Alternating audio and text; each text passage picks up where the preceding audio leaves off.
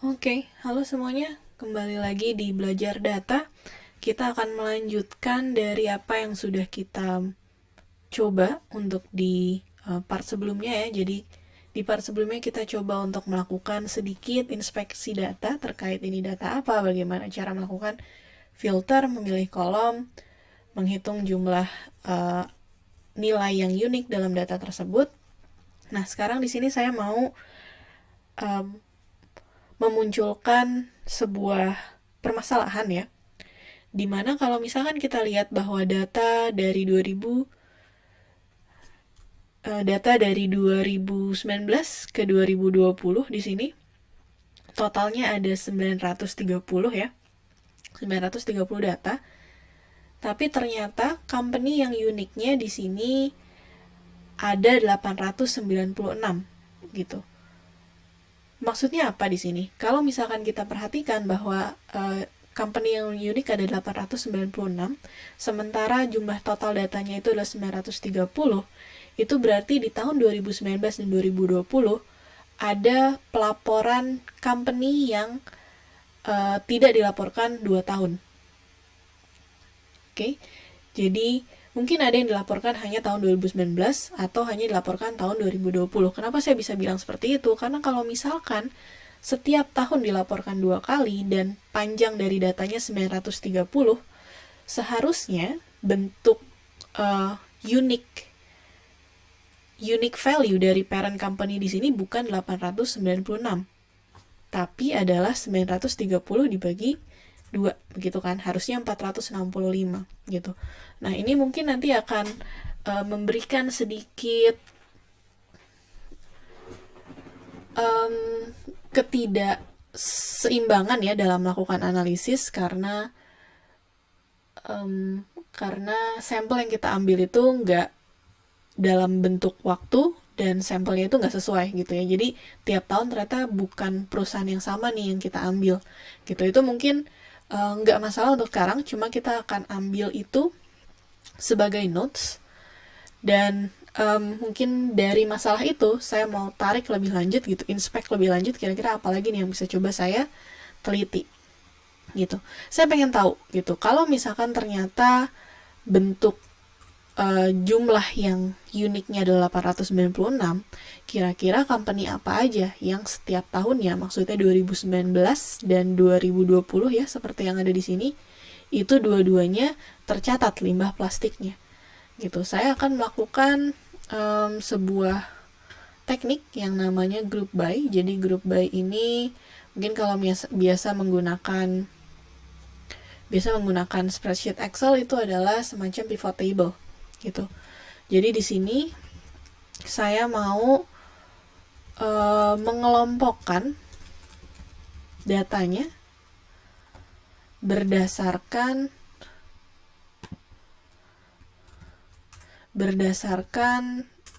parent company. Nah, apa yang ingin saya coba kelompokkan dari parent company ini? Saya ingin tahu sebenarnya untuk masing-masing parent company itu muncul berapa kali di data saya gitu dengan menggunakan function n. Oke. Nah, di sini udah kelihatan ya. Maksud dari sintaks yang ini apa? Maksudnya adalah ada company yang hanya n-nya atau di dalam data saya itu ternyata hanya muncul 1 kali.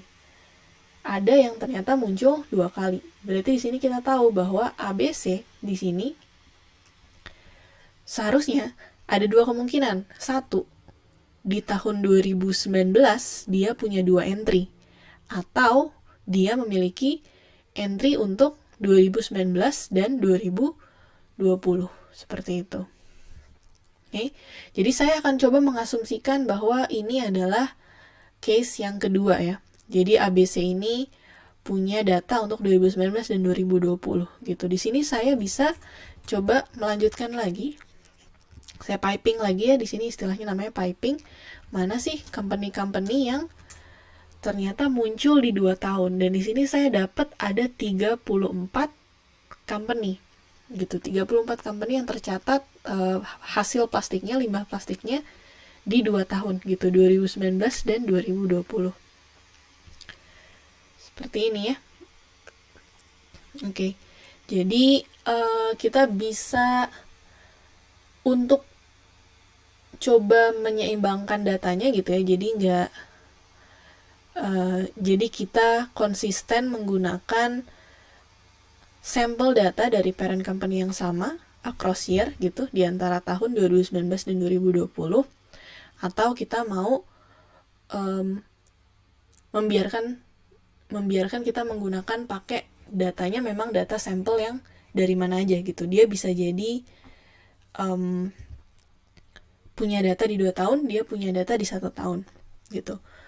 Nah, yang bakal jadi masalah adalah ketika saya ingin menganalisisnya, mengambil sudut pandang parent company aja gitu. Itu bakal jadi masalah. Kenapa? Karena kalau misalkan saya pengen tanya gitu, berapa sih limbah plastik ABC? Kemudian akan ditanya gitu, 2019 apa 2020? Saya bilang semuanya gitu. Maka dia akan ditambahkan kan ya, limbah plastik di 2019 dan 2020 gitu. Tapi itu nggak bisa dibandingkan dengan company yang hanya punya entry di 1 tahun aja, 2020 misalnya. Itu adalah limbah plastik dalam waktu 1 tahun. Sementara ABC memiliki jumlah limbah plastik dari 2 tahun gitu. Ini bakal jadi masalah. Sehingga tergantung dari kita gimana kita mau menghandle-nya. Either kita coba analisis dari 1 tahun dulu gitu, 2019 atau 2020, pilih salah satu, atau kita coba ambil data yang memang sudah dipastikan terdaftar di dua-duanya gitu. Di sini saya pengen mengambil data yang terdaftar di dua-duanya. Saya akan ambil parent company-nya ini, saya pull kolomnya.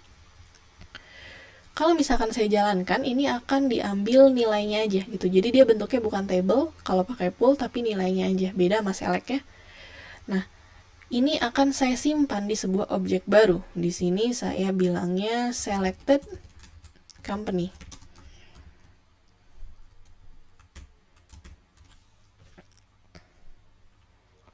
Oke, selected company. Saya masukkan datanya. Kemudian saya akan sambungkan ke sebuah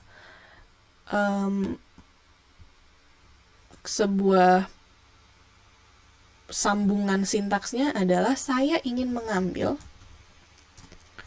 dari tabel plastik yang country-nya adalah Indonesia dan parent company ada di dalam vektor selected company.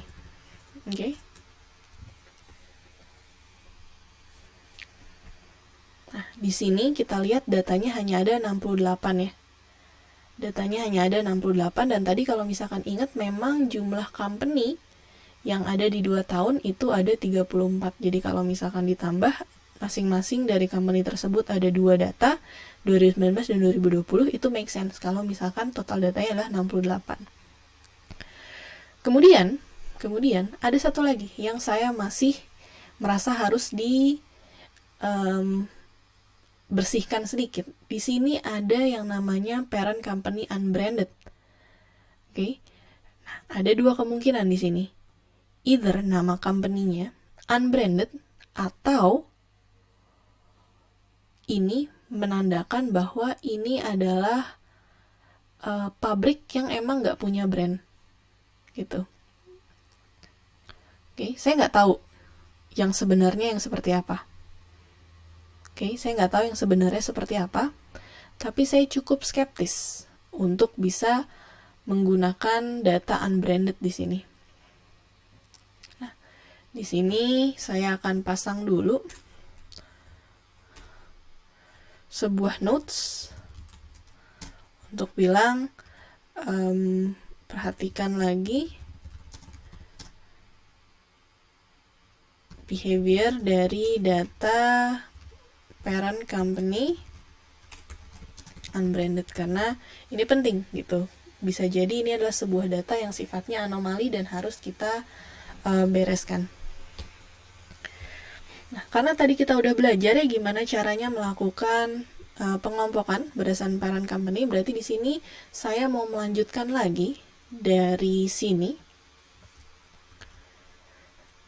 kira-kira berapa sih untuk masing-masing company yang muncul entry-nya di 2019 dan 2020, berapa jumlah plastik yang dihasilkan dia dalam kurun waktu 20 tahun. Atau berapa rata-rata plastik yang dia hasilkan per tahunnya gitu. Jadi ada dua di sini. Saya mau coba mengelompokkan parent company dan saya pengen tahu untuk masing-masing company ini berapa sih sum totalnya dan berapa sih rata-rata dari plastik yang dia hasilkan per tahunnya gitu. Di sini kita dapatkan bahwa ada dari 34 company ini ada total yang dihasilkan dalam waktu 2 tahun dan ada min totalnya.